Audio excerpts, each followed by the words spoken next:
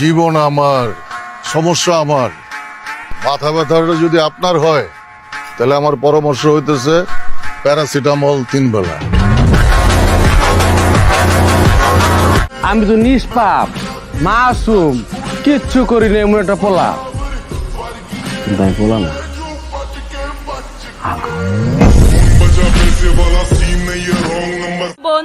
পীর হইছি কয়দিন, বৎস ভুলে গেছো কি ছিলাম সেদিন। হ্যালো গাইস, কেমন আছেন সবাই? আশা করি সবাই অনেক অনেক ভালো আছেন। বরাবরের মতো আমাদের নতুন আরেকটি ভিডিওতে আপনাকে স্বাগতম। আজকের ভিডিওতে আপনারা দেখবেন সোশ্যাল মিডিয়া সহ বিভিন্ন শর্ট প্ল্যাটফর্মগুলোতে রাতারাতি ভাইরাল হওয়া অ্যাটিটিউড কিছু ডায়লগ, যে ডায়লগগুলো ব্যবহার করে বর্তমান জেনারেশনের পোলাপাইনরা এলাকায় ভাব দেখায়। তুমি আমারে দেখো, আমি কোনো মাইয়া মুইয়ার ভিতরে আমি নাই। পোলা মানুষ জীবনে বিদেশ যাবো, টাকা পয়সা কামাইবো, মায়া মানুষ এমনি ফুরফুরে চলে যাইব।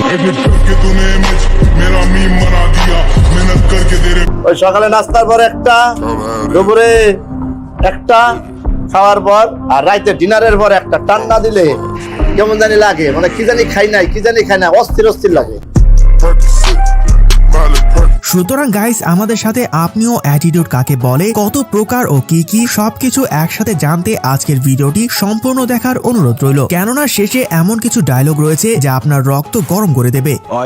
জাগ্গা পোলাপাইন জিত করলে বাদশা, আর মাইয়ারা জিত করলে ওই জগে পানি দে।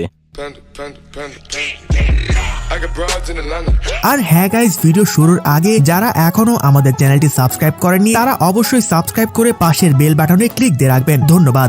সময় কম, শুরু করো। সো গাইস, লিস্টের শুরুতেই দেখবেন অ্যাটিটিউড কিং পাশা ভাইয়ের ভালোবাসার অলিগলি নাটকের রক্ত গরম করা একটি ডায়লগ। আমার কাছে যে মেশিন আছে ওটি বললাম অবৈধ না, লাইসেন্স করা, আইন কানুনও জানি, সবসময় বাইর করানো যায় না। আর যদি বাইর করে ফলায়, লাশ না ফলায় কিন্তু।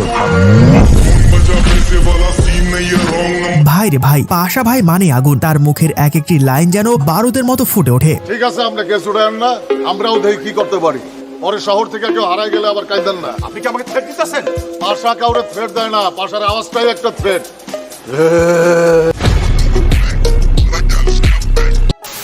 তো যাই হোক গাইস, এর পর দেখবেন মোশাররফ করিমের লাইলি মজনুর প্রেমের হাট নাটকের মারাত্মক একটি ডায়লগ। ওই মেশিন কই পাওয়া যাবে রে? মেশিন কি এর মেশিন? টাকা গুণনের মেশিন কই পাওয়া যাবে? ক যত টাকা লাগে কিনবো। টাকা গুণনের মেশিন দিয়ে আপনি কি করেন? ওই বেটা, খালি হাতে এত টাকা গুণন যায় নাকি? টাকা গুনতে গুনতে আমার আঙ্গুল মাঙ্গুল সব ব্যথা হয়ে গেছে, মেশিন লাগবো একটা। মোশাররফ করিমকে নিয়ে তো আর আলাদা করে কিছু বলার নেই, বিকজ তার বেশিরভাগ ডায়লগ মানুষের মুখে মুখে বলে বেড়ায়। আমার বাপের রাজা, আমার দাদার রাজা, আমি নিজে রাজা। তুই চিনোস না আমারে, তোর বাপের চিনে আমার দিকে।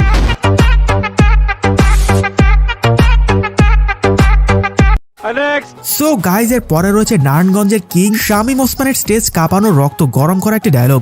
আমার কোনো মাস্তান দরকার নাই, লাঠির দরকার নেই, বন্দুকের দরকার নাই, কারণ আমি নিজেই জানি আমার চেয়ে বড় মাস্তান কেউ নাই। তো যাই হোক গাইস, এর পর দেখবেন টিকটকের নাম না জানা কিছু সেলিব্রিটিদের রাতারাতি ভাইরাল হওয়া অস্থির কিছু ডায়লগ। যাই করো নাই করো, স্বার্থে আঘাত দিও না, তুমি কে দ্বিতীয়বার ভাববো না। তোর সারাদিন কাটে নদীর তলে, আবার আইসা বলস তোর নামে ফরিও চলে, পিনিকে আসস লেবু খায়। সো গাইজ, এর পরে রয়েছে হোটেল রিল্যাক্স সিরিজে নোয়াখালীর জাকির ওরফে পাভেলের টিকটক কাঁপানো অ্যাটিটিউড একটি dialogue. Hey lady, this is Ju. Hello, I'm Oishi. Nice to meet you. Same here.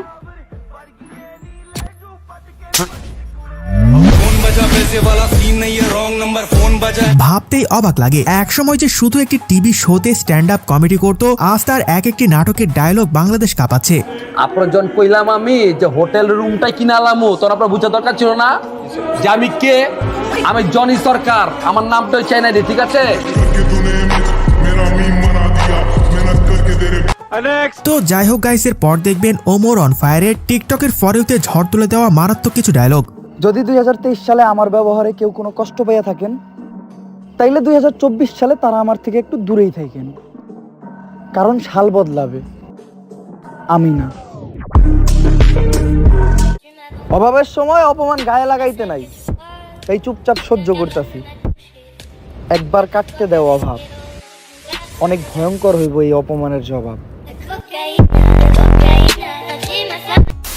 So guys এর পরে রয়েছে পলাশ ওরফে কাবিলার নেট দুনিয়ায় রাতারাতি ভাইরাল হওয়া দুই নাটকের অ্যাটিটিউড একটি ডায়লগ। তুই একটা মেয়েকে প্রপোজ করছস, ওই মেয়ে তোকে রিজেক্ট করবে, আবার প্রপোজ করবি, আবার রিজেক্ট করবে, আবার প্রপোজ করবি, আবার রিজেক্ট করবে। এরকম করতে করতে তুই প্রপোজ করতেই থাকবি আর ওর তোকে রিজেক্ট করতেই থাকবে।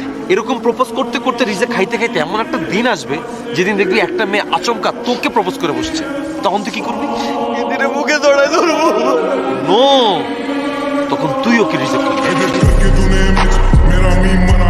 আসলে কাবিলা মানে আগুন। তার বেশিরভাগ ডায়লগ বর্তমান জেনারেশনের পোলাপাইনদের মুখে মুখে ঘুরে বেড়ায়। কয়দিন পর নেতা হবি, এখন এত বয়ডর পাইলে চলবো বেটা? কনস্ট্রাকশন বিল্ডিং এ যেটি সাজায় রাখছি, এটি দেখলেই তো বেটা নগদে ফিট হয়ে যাবে।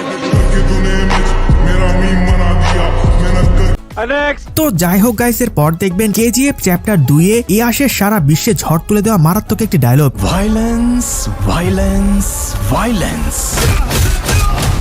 I don't like it. I avoid.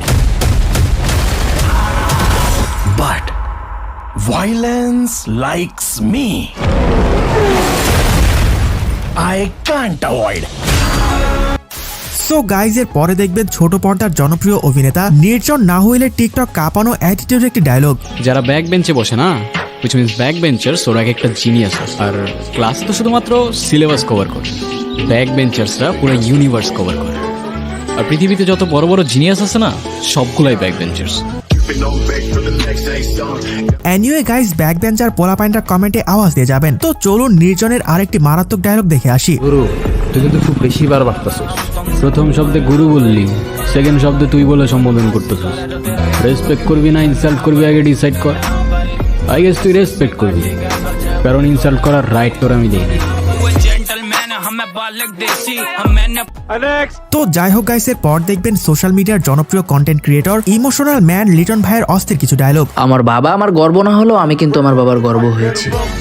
তোমরা বাবার হোটেলে খেয়ে দিন পার করলেও আমি কিন্তু নিজের টাকায় আমার বাবার নামে হোটেল লিখে দিয়েছি।